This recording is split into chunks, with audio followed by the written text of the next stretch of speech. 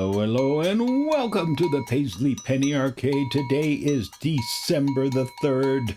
December the 3rd of 2025. Wow, where did the year go? I'll tell you where it went in one year and out the other. Thank you. Thank you so very much. I hope that was acceptable to everybody. How is everybody doing? Are you doing well? I hope so. Welcome. Welcome. Yeah, it's not a costume. It's freezing in the arcade today. Brr, brr. And this hat was convenient. It was on the shelf back there, and I grabbed it. Better than the cowboy hat, which you would have gone, what in the world is Mo wearing there? You would have. Everyone who wears the hat or views the hat ends up speaking with a Western accent. So, Old West. Ding, So hope you're doing well. It is very cold. I'll get warmer as time goes on. So I hope. So I may button up my coat here, my shirt coat. It's a shirt coat. There's a shirt underneath, and then there's this thing, and I may button it up.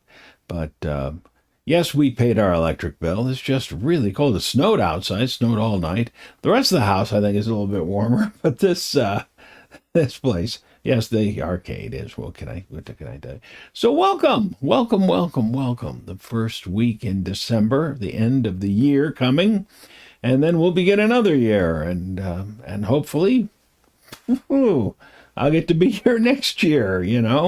I'm a grateful guy. I'm grateful for every year I'm here. So, and I'm grateful you're here. I hope you had a nice Thanksgiving. Yes, I'm a Sherlock Holmes fan. That's not why I read all the books when I was a kid, all the stories, the canon as they're known. And yes, I have a big old calabash pipe, with the big white meerschaum. Yes, I used to smoke it back in the day. I haven't smoked in well over 30 years. It's been quite a while. So that's good, I guess. Yeah, I just grew intolerant of it, said I can't do that anymore. So, but I hope you had a nice Thanksgiving. I had a quiet, very quiet. I didn't fall asleep or anything, but it was just quiet and nice, very nice. Yeah, and quiet. Did I mention it was quiet? So today I have a humdinger of a show. I think you're going to enjoy it. I know I'm going to enjoy giving it to you. I've been kind of excited about telling you about it and showing it to you. It is about astrology and tarot. Did you know that astrology and tarot are connected? And you probably knew that. Most people do. But did you know how closely they're connected and how they're connected? They are. Boy, if you're not using your cards right, if you have cards, and most people I think kind of do, you should be using them right now to ask all sorts of questions. You pull those cards out, and I'm not going to try shuffling them with these mitts I've got on, but I do a thing called a Pharaoh shuffle, F-A-R-O, not P-H-A-R-A-O-H, because I don't think, Amenhotep IV was shuffle that card. That would have been just silly. Oh, who's in the chat room? Pamela, welcome. Leslie's in the room. Come on. Yeah. Well, excited to listen live for the first time in a while. Well, Leslie, I'm awfully happy to have you. I'm happy to have you all. Come on in. I mean, a lot of people, they listen later. And if you listen live, you have the advantage of being able to ask me questions. And I will talk to you. Yeah. There's a chat room. This is a chat room. And the nice thing is that the chat room is also available in the replay so that people can actually see your questions later. So if you're playing hooky, you're not supposed to be here. When someone watches this and repeat, they're going to see this. Now, I've not seen that before. I should check into that. But there are questions you could ask your cards. And I use my cards, the cards that I designed and had printed up. And people bought these in the past. I guess I need to make them available again. Um, yeah, the world's kind of in an uproar right now about things. Yes, it certainly is. Oh, yeah, I pulled my Jack of Wands there, as you can see. You can see it's a kind of a jack-o'-lantern. We're going to talk about astrology and tarot because I think it's a powerful subject. Let me talk a little bit about that. Why do this? Why get into astrology and tarot? I was a tarot reader for many, many, many, many, many, many, many, many years before I ever got into astrology. And why is that? Well, because I didn't think it needed it. I didn't need it. But then I realized, wait a minute, there's something happening here.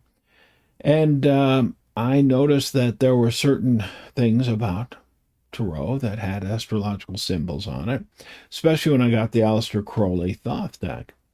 And I got that in about 75. 75. And I've been 76. I don't remember. I think it was 75. I don't know. It doesn't matter. But that's when I realized, wait, I need to know something about this. And so my first foray into astrology was Max Hendel's book. It's in the Stars. I think that's the name of it, something like that. Not the easiest thing to learn. But eventually I got to know more about astrology, and it made more sense to me. But what I discovered is that the reason you want to know something, you don't have to know a lot about astrology, I'll be honest with you, but there are some times when it's going to do you some good. And that is when you're doing a reading, let's say, or you're trying to help someone out, which is what readings are about, trying to help somebody out. And you see some astrology there. It can clue you in to what's going on and help you to make predictions. Now, one of the predictions that I made that was startling to some people, I was at a party. I was a party of many metaphysical people, many, many, many metaphysical people. And there was a fella who kind of, I don't know why, but he just didn't always have my, I don't know, I don't know if he didn't. It doesn't matter. But he came over and it was like, okay, Mr. Big Shot Tarot Reader. Okay, Mr. Big Shot Tarot Reader. And he was with someone, and he and that someone, they wanted to know, when is our house going to sell? Mr. Big Shot, big deal, been reading tarot all your life. When, tell us. And there were a lot of people around, and, everything got hush-hush. And I thought, oh, God, I don't need this. Do I? And I said, well, tell us with the cards. Can you do that? And I said, sure, I can try.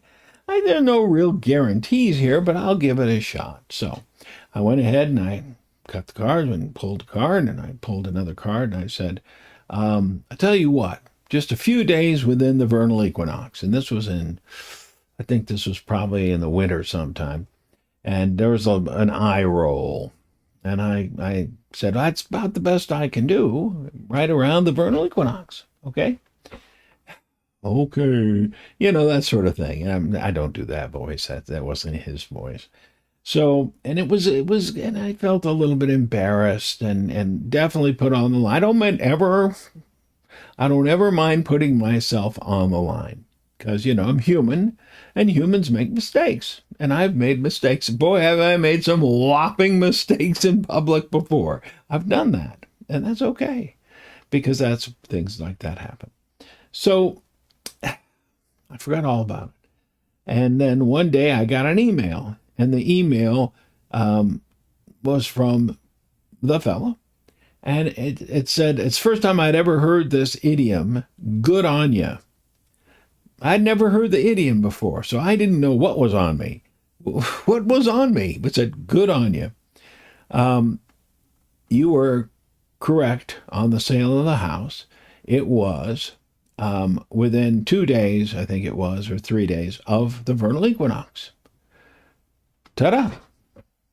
And I just wanted to let you know. Well, actually, the other person insisted I let you know.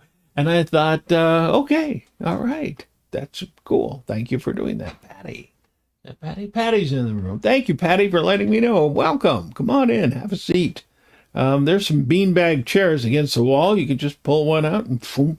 And just make sure you don't get one that's torn, because when you've ever been on a beanbag chair that was torn and poof, whoa, everywhere. That stuff goes everywhere. So how did I do that? How did I do that? Well, astrology. It was a tarot card. Astrology, it was the Three of Wands, the Three of Wands, which is the sun in Aries. And the sun in Aries is, yes, the vernal equinox. So as soon as I saw that, I knew that's it, This is good. Yeah. And I'm afraid I took the rest of the hot water because I needed some for this now ice cold cup of tea. But you're free to boil some up if you like. Lukewarm. It's all right. I don't like to drink hot stuff anymore. I actually burned my throat one time on some hot beverage. And some oatmeal once, too. I just don't want to do that anymore. So, Pamela says, hey, Patty, talk amongst yourself. That's fine with me. So, so it was the Three of Wands, which is the vernal equinox. And I took it off of that. And there was another card that I don't remember what that one was, but it kind of echoed that idea. That's how I did it. And it was right. Now, there's another card that is sort of like that, and that is the Four of Discs, and that is the sun in Capricorn, and that, of course, is the winter solstice. And I have used that before and been right on. Now, that doesn't mean that every time you see that card, it's going to tell you that that's the case. But that's the power of intuition. That's the power of the astrology of tarot. And every now, things like that will go on. Oh, thanks. Got a little nod to my lava lamp. Thank you. Yeah, that's a good one, too. So the astrology of tarot is really very powerful, and it is actually why the cards were named the way they were. So let's begin with this, shall we? I brought some visual aids today. Now, the first one I have is right there, and that is the Tree of Life. That is and I drew these up myself, so they're not very fancy. But at the very top, you can see there's a thing that says Kether. Kether, that's the top of the tree. And this is the Kabbalistic tree, but it's also the Hermetic system. This is not about, it is Judaism, it is Judaism, so to speak, but it's really what the Hermeticists put together. It's not perfectly drawn. Things are not exactly lined up. I did it by hand. So you have to, and my hands are covered with mittens, so you have to, see how that goes. These are not mittens. They're fingerless gloves, so I can type at the same time. And this hat, yes, it is. It's what's known as a deer stalker or deer slayer, and it's what Sherlock Holmes never wore in the book. He never wears one of these. But, pardon me, it's just one of those things. So this is, there are 10 of these emanations, the 10 Sephiroth of the Tree of Life, Sephiroth. I can't ever remember which is one and which is plural, but it's okay. I'm not going to, it's not going to melt if I get it wrong. At my age, I'm getting things wrong every now and then. I had an experience where I was a bit irritated. I went to do something, was led astray, let me put it that way. And on the way home, I was so steamed, I kind of got lost on the way home because I wasn't paying attention to what I should have been doing, which was driving. I didn't drive erratically or anything, but I just took the wrong turn. And I thought, man, I'm getting old, because I used to have perfect inner maps where I could just, put it on automatic pilot, which is terrifying when I think about it. But I got a little bit lost, and I thought, I don't like that feeling of getting old, but I have to face the facts that it's just the way it is, So anyway, the Tree of Life here. There are these 10 emanations, and the first one is Kether, then Chokmah, and Binah, and then Chesed, Geburah, Tifereth, Netzach, Hod Yesod, and Malkuth. Now, what these are these things. And I'm not going to get into it too much because that's not what we're here for today. We'll talk about that. So I did a show earlier about this, a little more in depth. And it's kind of good stuff there. Hi, Renee, welcome. Come on in. Grab a bean bag. They're against the wall. Don't sit on one that's torn. Poof, everywhere. You know how that goes. So, or there might be some chairs, but the bean bags are much more comfortable. Chokmah is wisdom, Kether is the crown, Binah is understanding, Chesed is mercy, Gebarah is severity, Tifereth is beauty, Netzach is victory, Hod is splendor, Yesod is foundation, or no, it is not. It is foundation, and Malkuth is the kingdom. And now, the important thing. Chokmah, which is number 2, Kether is 1, all aces, here we go, all aces are ruled by Kether. It's the point. So the aces have no astrological backing. None. Okay? So we just, aces are aces. They're the seed, if you will. They're the seed. And that's the basis of that, right? That's the basis of that. So we don't worry about the astrological aspect of aces. Chokmah, number 2, there is no astrological basis there, right? Because that's beyond what was known at the time. And we're talking the 13th, 14th, 15th, 16th centuries. Well, 16th century. Well, let's not get into splitting hairs, because hairs are very fast running in the field, right? We're getting into something else, Bugs Bunny and stuff like that. So with Chokmah, the image of Chokmah is, I like this, it's a rock jutting out of the ocean. Kind of like the Sorcerer's Apprentice, if you want to think about that one. And it's definitely an interesting thing, because all the deuces, all the twos, are about these two things that come together. I may sneeze. I may not. Oh, excuse me. Oh, sorry, it is chilly. And I have allergies year-round, so, they're mine. I claim them. So it's the concept of two things coming together. It's the binary coming together, but there's no astrological symbol there. I suppose one might say that past Saturn, there is, say it carefully now, kids, Uranus. Okay? Yes, thank you. So, but, there is no, in Toro, there is no astrological thing there. Now, the next one is Binah. And that is ruled by Saturn. So those are the threes, the trays. You may have noticed that all the threes in Tarot are kind of, they can be a little bit tough, not all of them. But for example, the Three of Swords is sorrow. The Three of Swords is sorrow. And you think, well, why is that? Well, we're going to get to that when we get there. So let's not worry about it now. So all the threes in Tarot are ruled by, ultimately, they're kind of an over ruling by Saturn. Okay?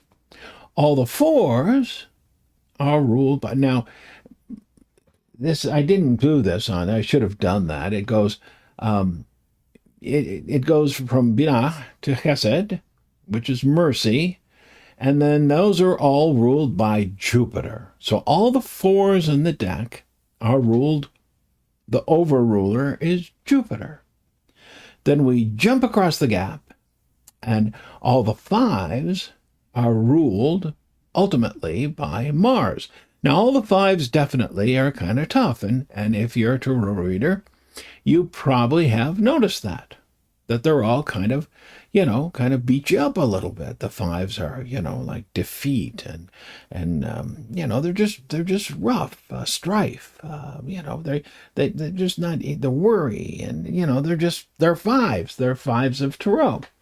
The six is perfection.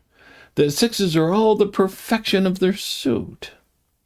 And That's beauty is what it's called, right? It's in the middle. It's ruled though. So all the sixes are ruled by the sun. The sun, the beautiful sun, provides life and heat, especially if you're in the desert, but that's a different story. The sevens are all ruled by Venus, Netzach, victory. Okay? So we then jump across. Now, 1 minute. Venus is the emotional reaction to losing perfection. Just remember that. Put that in the back of your mind. And so all the sevens are Venus. All the eights across the way there are Mercury, Hod, splendor. So it's the emotional reaction in splendor in Venus and the intellectual reaction in Mercury, which makes perfect sense.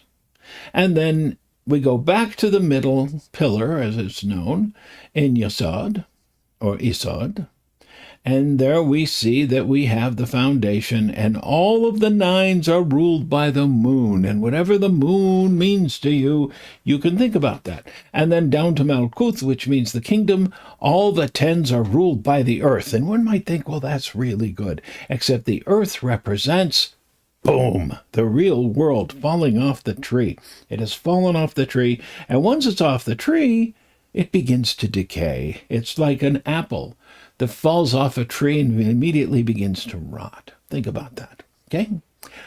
Isn't that pleasant? Now, let's talk some more about this. So you at your leisure, you begin to think, all right, so all the twos are ruled by this concept of duality, binary, things coming together, this rock jutting out of the ocean. And so the threes are all about something coming to being. As a matter of fact, I'm fond of saying that all the threes are in fact pregnant. Aren't they? Aren't they? Sometimes they are. That's why the Three of Swords, sorrow. Oh, such a hurtful card at times. I have many times over the decades seen the Three of Swords to be about the loss of a pregnancy or the decision to terminate a pregnancy. Seen that many, many times. So, and that may or may not come to pass, and you can't just, Mo said that, that's what it is. Dot. It doesn't always happen that way, or exclamation point.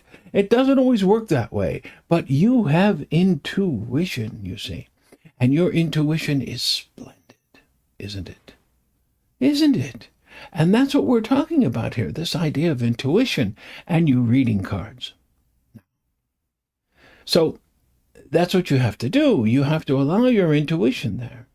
So all the fours, did we talk about the threes? Yes, coming to being. All the fours are about the first real solid apparition of something. The Four of Discs, power. Right? Power. That's pretty good. The Four of Wands, completion. Completion of what? Well, you think about that. Right? The Four of Swords, truce. Well, truce of what? From sorrow to truce. The Two of Swords is peace. Think about these things. You create these ideas in your mind. You create these entire worlds in your mind of visions, of images, of how one thing goes to the other. I love that. That's a good thing for you to do. The Five of Wands. The Five of Wands is strife. What is strife? Well, it's Mars. It's Mars. Well, what is that Mars? And these are the colors on the tree, by the way, the red and the blue. And so what is going on here with the five? And it's Martian. And with me, it was my Five of Wands is 5 policemen with riot batons. And this happened to me at Mardi Gras. And I was standing between these 5 policemen in riot gear and about 100,000 people in back of me. And they wanted me to get out of the way. And these 100,000 people were not moving. And I was terrified. What am I going to do? Well, all it took was a riot baton in my solar plexus for me to move. I moved, and I moved very quickly. But I didn't know that. From the time I spotted these this was right after Weekend Update. It was 1977 when Saturday Night Live went to Mardi Gras, which they never ever did again, wisely. But it was boy, was that fun. I actually have this on my podcast, which is called Out of Mo's Mind. All you have to, and these are, I haven't done a new one in quite a while, but I talk about how I threw beads at Buck Henry. It's a long story, which is why it's on a podcast. But and I moved because but from the moment I saw them and until they got to me, strife, I was absolutely terrified because I didn't know how I was going to do what I did. But when you have that pain of that baton, you do it. And I know that card. And you know that card. You've been, so it's that Martian energy. The 6 is beautiful. It's right in the middle. Everything feeds it. It's I like some other time about that. And the 7s, like I said, are emotional, intellectual with the 8s, and the 9s are well, we'll have to get to that. Okay, let's keep moving, or I will suddenly find myself out of time. So let's go to the wands and look at what I'd like you to show you is specifically, that's the cups. That's not here's the wands. Okay, so the cups, the 2 of wands is ruled by, now I said on the tree, the 2s don't have anything. Now, here's the thing. What you're going, Mo, what are these arbitrary placements of signs, planets and signs? It's not at all. It's actually very specific. It all starts in one place. It starts in the 5 of wands. Okay, it starts with the 5 of wands. And that is going to be Leo. Why does it start in Leo? Well, you will read that that's because that's the heliacal rising of Sopdet, or Sirius. Sopdet, the ancient Egyptian name for Sirius. The heliacal rising of Sirius. There's truth to that, but there's another reason for that. My theory. I think I'm right, but that's okay. I've been wrong before, but this makes sense to me. There are 4 pillars of the universe. Those 4 pillars, those 4 corners of the universe are the fixed signs of the zodiac. And the fixed signs of the zodiac are Leo, Scorpio, Aquarius, and Taurus. I'm a Taurus, so I have a particular sort of love for that. And I'm also a Scorpio moon. Full moon in Scorpio. 3 means 3 minutes to full. And Scorpio rising in Vedic astrology and, all sorts of things. So I'm a mess. Just a smarmy mess. So with all of that being said, we look at this and we say, all right, so what are these 4 pillars? Once upon a time, lots of stuff happened. Like the summer solstice took place in Leo. It did. Yeah. And the vernal equinox took place in Taurus. Long time ago, 5,000 years ago or so, give or take. Get yourself a good astronomy, or astrology, doesn't matter. But astronomy is fun because you can take it back thousands of years and look at the vernal equinox, and you can look at it's so much fun to look at the constellations and see where the equinoxes and watch the eclipses and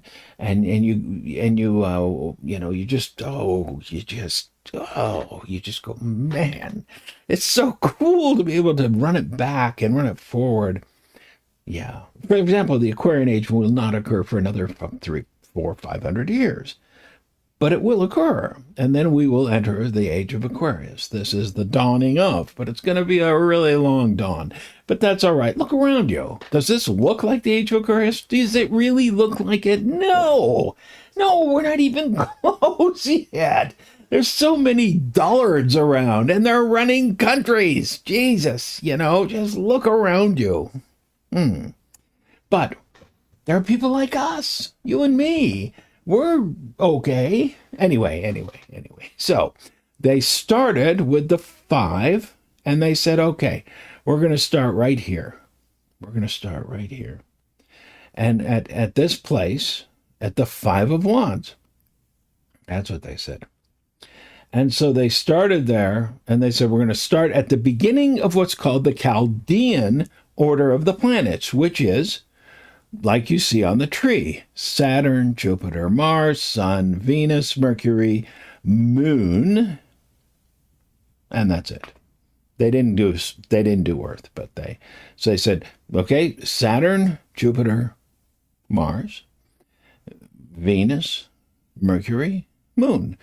Start again, Saturn, Venus, or Saturn, Jupiter, Mars, Sun, and they do over and over and over again. And that is, in fact, from the very slowest planet that they could see to the very quickest planet they could see, and that is the moon, or luminary. We call that a luminary, and the sun is one too. Yeah, and that's what they did.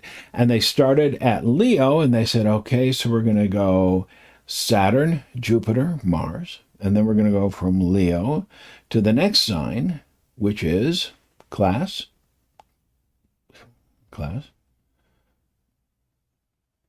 I can't hear you. Anybody? Are you in the back? Yes, you're right. It's going to be Virgo. That's right. And they just go there. So what they did is they went all the way around and did that. So that's how this system was set up. So it looks a little haphazard when we look at it in wands, and then we're looking at Mars, and then Leo, and then we're looking at Sagittarius. But in reality, it was done the way I just mentioned it to you, and it's all in an order. You see it that way. So here we go. The Two of Wands, okay, is ruled by Mars in Aries. The Three of Wands is ruled by the Sun in Aries, as I said, the first day of spring. And the Four of Wands is ruled by Venus in Aries. Now, let's say you know someone who has Venus in Aries. Okay? Now, on the outside, you notice that the Four of I'm getting confused. The Three of Wands, or the Four of Wands, rather. We don't have aces in this. That I said was completion, is double Jupiter. Double Jupiter. Interesting thought. Double Jupiter. So we have, it's not double Jupiter, it's the Four. That's a Four, not a, I'm getting confused. It's Jupiter, Venus, and it's completion. Now, what would make that completion? Why would they call cap completion? That's for you to think about. For example, what is so interesting about Saturn and the Sun being virtuous? Well, we have a tendency to think of Saturn as the great malefic. Bad. It's not. I mean, Saturn was responsible for the golden age of Rome in Roman mythology. Saturn said, okay, I'm done ruling. Jupiter's got it. Let him do his thing. I'm going to go ahead and I'm going to come down and give mankind the golden age, which is what he did. Right? He ruled. There was no war. There was no nothing. As a matter of fact, everyone became a vegetarian because there was so much food. They all got to eat everything. I mean, really. So it was this Saturn age and the sun, which was golden. And so everything was virtuous. Everything was wonderful. That's one reason why. So we go, oh, okay. So what do Jupiter and Venus have to do with completion? Well, you think, okay, the Four is about becoming something, right, for the first time. So it's the end of a cycle. And Jupiter is about expansion, but it's coming into being, and it's a square. And Venus, well, that's about aesthetics and love. And my card, it's John Bonham playing the song Four Sticks with four drumsticks, because that's about tribalism to me. That's my reason. But here we have completion. So you think about that. Now we go into the five. I explained it. It's Saturn in Leo with the outer meaning being Mars. So here we have real constriction, Saturn, right? Mars. 5 policemen coming my way, wearing riot gear with batons. They're 5 wands. Strife, no doubt. Now, the next one is the 6. 6 is the middle of the tree. It's perfection. And here we have the sun and Jupiter. Victory. Wow, the sun. Perfection. Beaming, light. And Jupiter, victorious. Do you see what I'm getting at? They really, the people who gave and it was the Golden Dawn, it was Rosicrucians before them, but they really wanted to codify this in such a way that tarot made sense.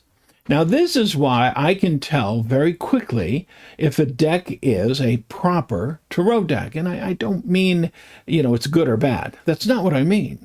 If it is, in fact, a proper tarot deck that is based on actual tarot or not.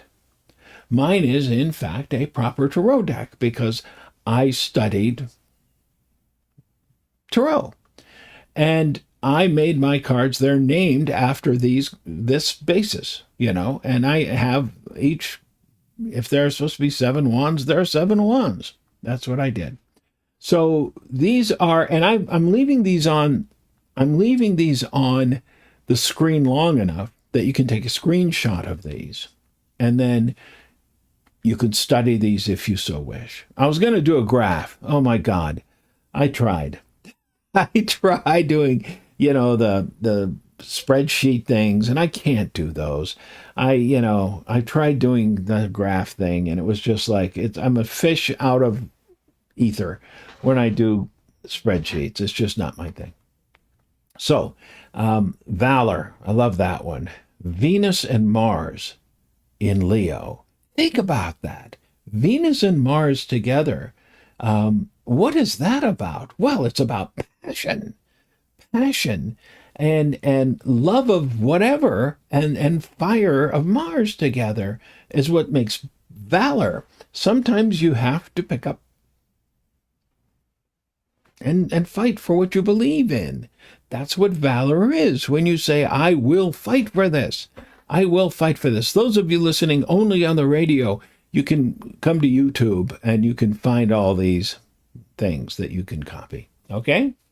So, and the 8 of Wands is Mercury and Mercury. Double Mercury in Sagittarius. Swiftness. Yeah. How could it be anything but? Double Mercury. Swiftness. I just love that. Which means that the 9 is going to be double moon in Sagittarius. Strength. How do you figure, Mo? Well, you have to think about that. What is it that makes it 2 moons together about strength? Well, the moon is incredibly powerful. Why? The tides. Our tides are all created by the moon, and ancient humanity knew that. They understood that the moon controlled the tides. What is stronger than the tides? Nothing. The tides can create earthquakes. Nothing can stop the tides. What sort of power is that? Right? The moon controls weather patterns. It does. Absolutely it does. Strong. Think about that. Think about that. And then we allow the Earth to rule 10s. So we have the Earth and Saturn. Oppression in the 10. Really? Could it be any more? No. And what you do now is you take a card and you think about that. You think about the meaning of the card itself, and you bring that, and you just see. There are 2 different types of work that you can do. One is meditation, and meditation is about, Om Mani Padme, Om Mani Padme, Om Mani Padme, or whatever you want to do. Just whatever it is. Whatever your mantra is, whatever your mandala is, whatever your tanka is, whatever it may be. And you use that, and that is to release. That is not to, and then there is contemplation, and that's very different. This is for contemplation. What you do is you take something You take an idea like the Eight of Wands, swiftness. Mercury and Mercury, double Mercury, double Mercury, double Mercury, double Mercury. What is that? What is it? In the Crowley deck, he shows two octahedrons coming together in one space and time. Boom! And there's an explosion of electricity that Frida Harris draws so beautifully. In my deck, it's completely different. In this, you won't be able to see it very well, but it shows rowers. You know, those guys in the sculls, right? Not a human skull, but a skull. You know, the boat row, stroke, stroke, and they're doing very well, and they're very quick. But underneath them, going the opposite direction, is a whale, and they don't even know it. Double Mercury, right? These 8 guys, they're doing very well. You know, well, they're 4 guys. I'm sorry. But they have 8 oars, and they're doing very well, and they're doing very quickly in the opposite direction. Effortless, also very fast, very mercuric, and you know, all Mercury stuff. But when they come together, in that moment, it's double Mercury. Boom, and what happens? The release of energy at that moment is fantastic. Gives me chills. Okay? All right. Let's go to no, we don't want to get there that fast. Cups. Cups. Let's look at cups. Okay? The Two of Cups is the purest form of cup energy, and it's love. Love. Crowley says it's love for the created, of the created, of the creator for the created. Of the creator for the creator. And we immediately think, oh, that's the love of God for us. Why does it have to be that complicated? Why couldn't it be the love of parent for child? Well, because that's not always how it happens. But you know this love. Oh, all of us know this love. It's pure. It's unadulterated. Ah, there's a good word. Unadulterated. It's complete. There's no conditions to it. It is unconditional. And it's pure. That's the Two of Cups. It's a bit of a rarity, isn't it? Now in the 3, we have it's ruled by Saturn, right? And then it's also ruled by Mercury. So the 3 of Cups is known as the Lord of Abundance. The Lord of Abundance. They're all lords, by the way. Just in case someone is like, oh, I think Mo doesn't know that. I do know that. The Lord of Abundance. Well, Saturn, even though Saturn can be miserly, stingy, same thing, Scrooge is the very embodiment of Saturn energy. But at the same time, Saturn was I told you before, the golden age, right? You know, so the Saturnalia was the festival of the harvest. So you have to learn to think about these things in different ways. It's kind of interesting that way.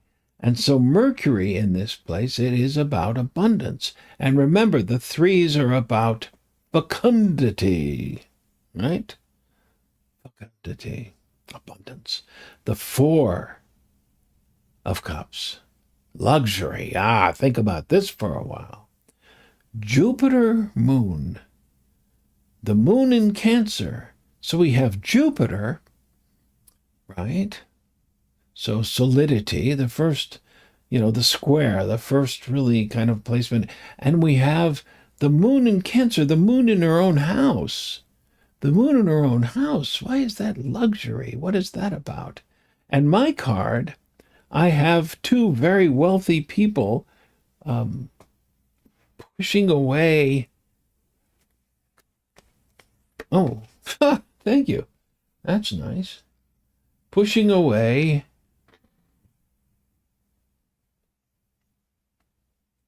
The 4 cups are begging cups. And you can see how interested they are in helping them. Not, right? No, no, no. No, no, not me. Why? Why? Well, the moon in her own house. Jupiter, the ruler. Jupiter, Jupiter is the benevolent ruler, or it can be the lackadaisical ruler. You have to be able to think of planets as being either one way or too much of it, right? So, Jupiter can be the good king, or he can be the peel me another grape, I don't care what's going on, king. It's important in astrology that you think about both sides of that. So with the moon in Cancer, the moon in her own house, and Jupiter expansive, and luxury being in that way, I don't view it, it's not necessarily a bad card, but I've never seen it as being, what is luxury? Should there be luxury in the world? Should there be luxury in the world? Or should everyone have, in a world where there are people who don't eat, and it's true, that there are people who don't eat every day. I'm just saying. Okay, let's move on. The five of cups. Disappointment. Mars, Scorpio. Disappointment. Think about it. Mars, Scorpio? That's just bubble. How could it not be disappointing? Mars, Scorpio. Mars rules Scorpio. But you get it, right? I have to keep going. I just saw the time. The sun, Scorpio. In the 6, pleasure. Really. The sun and the sun, double sun, Scorpio. Pleasure. Well, yes. Pleasure. And then the 7 of cups. Venus, Scorpio. Debauch. Debauch being too much of a good thing. Perhaps some deviancy, whatever that may be. But there are issues there, right? Okay? You get to think about this. But with this system, you can see how the cards were named. And it was, when this really got solidified with the Golden Dawn, well, it was the Victorian age, debauch. Where's right here. What ho, thank you so much. Here's my debauch card, my 7 of cups. Venus in Scorpio. And you can see those 7 cups. A couple of those cups you can get and be okay. Some of those cups, you're not going to make it. Right? It's always a chance with that card. Okay? But it's double Venus. So that's that. Now we get to the 8 of cups, and we have Mercury and Saturn in Pisces. Indolence. I drew mine as a man who has been drinking way too much, and it's the next day, and he's terribly hungover, and he's thinking to himself, I'm not doing that ever again. Mercury, Saturn. You've been there. The next card is happiness. The moon, Jupiter in Pisces. The moon and Jupiter in Pisces. You think about that. This is the power of astrology. These are how the cards were kind of named, Satiety, being satiated, satisfied. What? The Earth and Mars. The Earth and Mars. The Earth and Mars in Pisces, satisfaction? Well, the 10s are not the way they seem. Have you ever known anyone really satisfied? Let's think about that. Probably not. Swords. We have to rush through these. I only got about 5 minutes left here. See, I did it again. The Two of Swords. The Moon in Pisces. Or, no. That's not it. The Moon in Libra. Peace. Its name is the Lord of Peace Restored, but wait a minute. Peace was never broken, so it's just now the Lord of Peace. That's what we should call it. Yeah. The Moon in Libra. Whew, peaceful. Saturn. And Saturn in Libra. Woof. Tough stuff. Sorrow. Jupiter and Jupiter in Libra. Truce. Truce. Makes sense. Mars and Venus in Aquarius. Defeat. Mars is going to win that one, right? One would expect. Because Aquarius is, we know Aquarius. Mars and the Moon in Aquarius. Futility. Figure out why. It's the 7. So what is it about that? It's too emotional. What you have to think about. You have to really work with these. Venus and Jupiter in Gemini. Okay? Interference. Why? No, I made a mistake there. That's supposed to be Mercury. I forgot the ears. It looks like I did. That's supposed to be Mercury. Forget it. The 8. So it's double. It's Mercury and Jupiter. That's supposed to be Mercury. Mercury and Jupiter. I knew that when I saw it. Well, Mercury and Jupiter. Interference. Too much thinking. Too much thought. Too much yippity-yakking. Venus and Mars in Gemini. Cruelty. Think about that for a while. I've got to keep moving. The sun, the Earth and the Sun in Gemini. Ruin. What are all these? Swords are tough. That's just the way they are. I'm sorry, I can't talk about these because I just have to keep going. It's just how it is. Discs. 2 of discs change. What is the purest form of Earth energy? Change.